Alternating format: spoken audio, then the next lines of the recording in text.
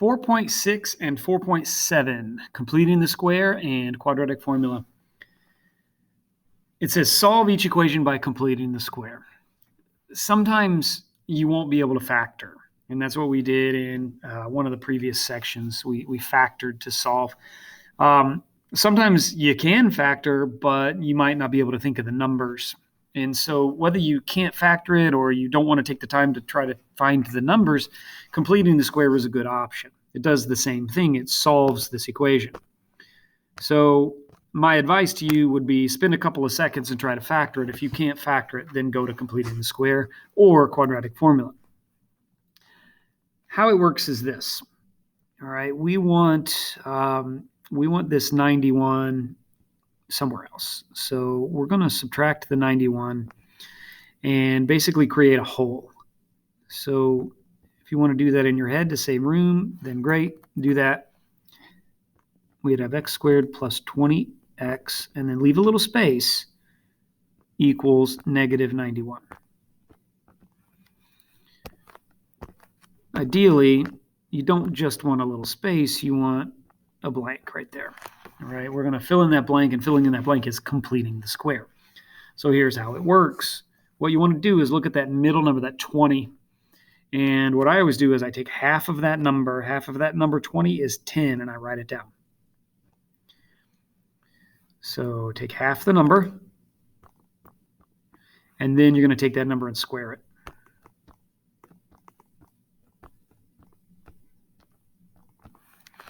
So 10 squared, 10 times 10 is 100, and 100 goes in that blank. All right, now if you tried to factor that number, it's easy because it's a perfect square. X squared plus 20x plus 100 factors into x plus 10 times x plus 10, or you can say it's x plus 10 squared. There we just completed the square. But what we also did was we messed up the balance of our equation. This equation is no longer equal because that 100 wasn't there. And so what I want to do is I want to add 100 to the other side just to balance my equation. Whatever you do to the left side, you have to do to the right side. That's fair. So on that right side, we had negative 91 plus 100 is 9. So write that down. We've just completed the square, but we haven't solved it yet. If you notice, we have an equation now that has just one variable. And when there's only one variable, we can isolate the variable. So think about undoing the operations. We want to undo that squared, so we're going to square root both sides. The only thing weird here is you have to do a plus or minus. So if we square root both sides to cancel out that squared, we'd still have the x plus 10, but it's going to equal plus or minus 3, meaning either 3 or negative 3. And so you can subtract 10 from both sides, and now I'm looking at x equals negative 10 plus or minus 3. So think about that as two different problems with two different answers. If you look at the top part of the problem, negative 10 plus 3 is negative 7. And if you look at the bottom part, negative 10 minus 3 is negative 13. Those are your answers. Those are the solutions. Now, we could have done that by factoring, but we did it by completing the square instead. Again, if you know how to factor, that's going to be faster. Do it that way. If you don't know how to factor, you can use completing the square. Number 3, let's do pretty much the same thing. I want to add this 55 over here. So negative 4 plus the 55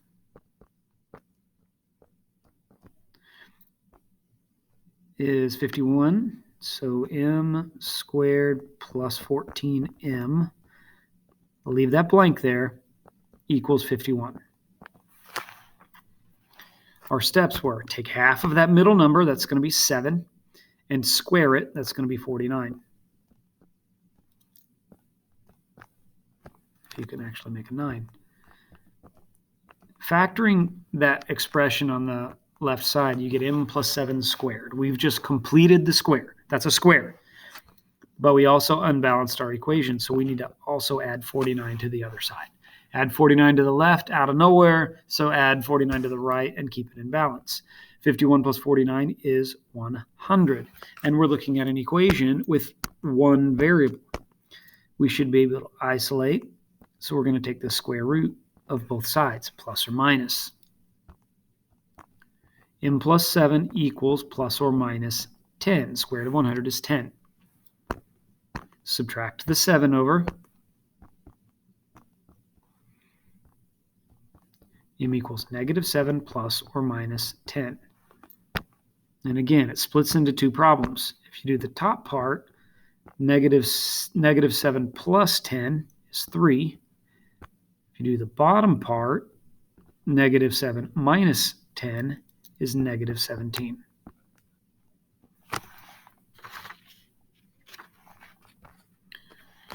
Okay, same thing, so keep it rolling. Let's add this 86 over. That's going to make 88. K squared minus 18k, leave the blank, equals 88 once we add that 86 over. Half of my number in the middle, half of negative 18, is negative 9. Notice it's minus. Square that negative 9 and you're going to get plus 81. Notice it's always going to be plus. Negative 9 times negative 9 is positive 81. So we're going to have to add that over there. Factoring the left, we have k minus 9 squared. That's our square. And then on the right, 88 plus 81 is 169. We have an equation with only one variable. We're going to isolate it. Square root both sides, plus or minus. K minus 9 equals plus or minus. Square root of 169 is 13. We can add the 9 over. So k equals 9 plus or minus 13.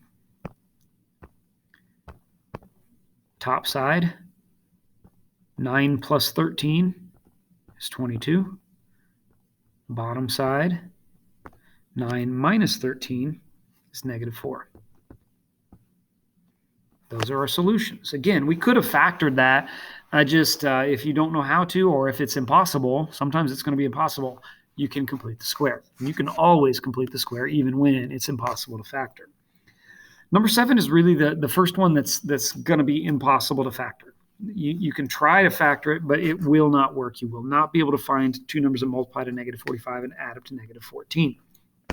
Won't work. But we can do completing the square. Add the 45 over because we want that blank.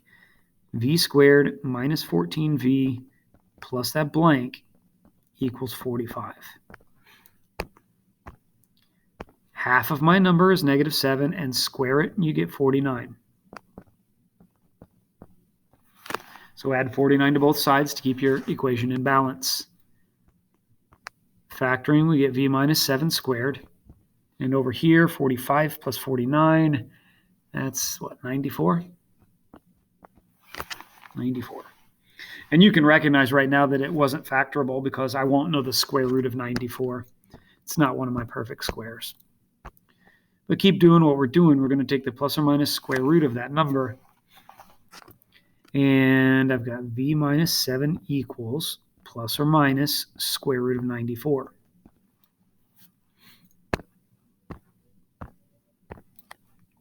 We want to add this 7 over here to get v by itself. And we're going to see v equals 7 plus or minus square root of 94. And, you know, if you try to split it into top half, bottom half, when you add for the top 7 plus square root of 94, you can't really simplify that. So you would just leave it as 7 plus square root of 94. Likewise with the minus, when you do the bottom half, 7 minus square root of 94. You could do that on a calculator if you want. So let's check it out. If I did 7 plus square root of 94, you're going to get some weird, messy, ugly looking decimal. And if I do 7 minus square root of 94, you get another one. So let's call that 16.7 and negative 2.7 about.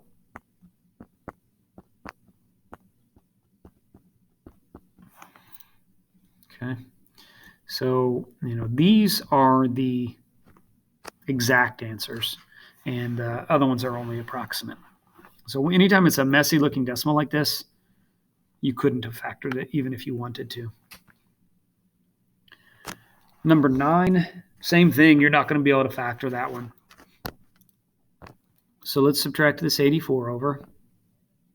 N squared plus 16n, leave the blank, equals negative 84. Half of that number 16 is 8. Square the 8 is 64. You're going to have to add 64 to both sides to keep your equation in balance. Factor the left side. It's a square, so it should be easy to factor. N plus 8 squared equals negative 84 plus 64 is negative 20. Keep it rolling with our steps. Square root both sides, plus or minus.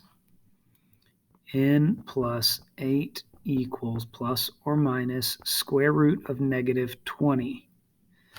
All right, so we learned in a previous lesson what to do with a negative like that. A square root of a negative is going to be an imaginary number. So remember what happens. We split that into 4 and 5, but it's going to have an I on it. Specifically, that's going to be 2i square root of 5, plus or minus. So subtract the 8 over, and we're going to have n equals negative 8 plus or minus 2i square root of 5. And you can split it if you want. Top half, when you add, is going to be negative 8 plus 2i square root of 5. And the bottom half, when you subtract, negative 8 minus 2i square root of 5.